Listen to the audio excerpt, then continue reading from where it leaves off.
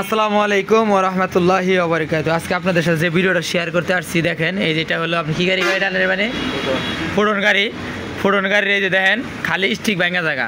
আপনারা যারা চিনেন যে স্টিক থাকে, যে স্টিক থাকে খালি স্টিক ভাঙা জায়গা, এই বৃষ্টির কারণে মনে করেন যে সমস্যা হয়, খালি স্টিক ভাঙা যায়। এই কারণে আজকে এটা আমার হেলাল মামার গাড়ি চাকা, এই দেখেন আজকে খুলে নিয়েছিল চাকা 5টা। আপনারা দেখতে থাকেন, এই দেখেন এই যে একটা সব একই চাকা, একই রিং। এলো 2টা, এলো 3টা, এলো 4টা, এলো 5টা, মানে সামনে 2টা রাইখা স্পেয়ার সহ 5টা চাকা খুলে নিয়ে আসছে। এবং কি কালকে ওই 2টাও খুলে নিয়ে আসবে। এখন এই চাকাটি একটা কাজ করা হবে। কাজটি হলো এই রিংয়ে আপনার হলো যে মানে স্টিক যে লাগানো ছিল, যে লাটটা এই যে দিক দিয়ে ছিল, এটা এখন বড় করা হবে। বড় করে টাটার স্টিক লাগানো হবে, কারণ টাটার স্টিকটা ভাঙবে না এবং টাটা স্টিকটা দামও কম। আপনারা যারা ভিডিওটা দেখতেছেন আশা করি বুঝতে পারতেছেন, টাটা স্টিকের দাম কম এবং কি টাটার স্টিকটা ভাঙবে না। আর এটার ভিতরে যে স্টিকটা থাকে, এই স্টিকটা হলো চিকন, আর স্টিকটা খালি ভেঙে যায়। প্রতি টিপে একটা করে স্টিক ভাঙলে মনে করেন একটা করে স্টিকের দাম হলো 500 টাকা। 500 টাকা তো বড় কিছু না।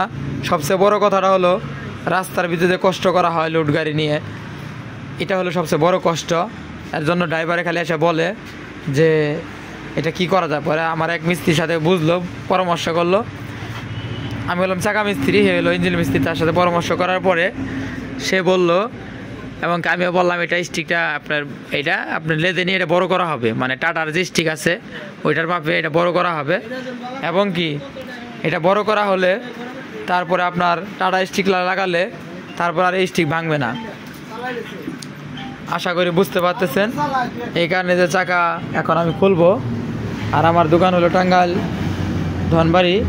আপনারা যারা চিনেন তো চিনেন, আর যারা না চিনেন যে কোনো সময় আসবেন আমার দোকানে পাবেন। এবং না পাইলে আমার যে ট্যাঙ্কির মধ্যে নাম্বার আছে, সাইনবোর্ড আছে, নাম্বার আছে, আপনারা ফোন দিতে পারেন। আর আমার দোকানে পুরাতন চাকা ক্রয় বিক্রয় করা হয়। এবং কি এই যে 10 স্টিকের হুইল আছে, 8 স্টিকের হুইল আছে, জাপানি হুইল আছে, বিক্রি করা হয়।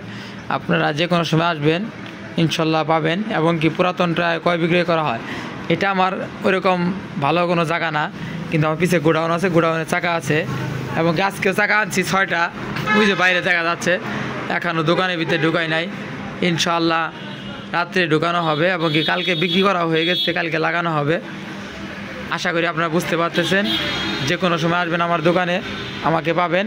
আর এটা কালে কাজ করার পরে মানে এগুলা এখন খুলে দিব, কালকে আনার পরে কীরকম হয় আপনাদেরকে ভিডিওটা শেয়ার করব। অবশ্যই যারা আমার ভিডিওগুলো দেখেন অবশ্যই দেখবেন।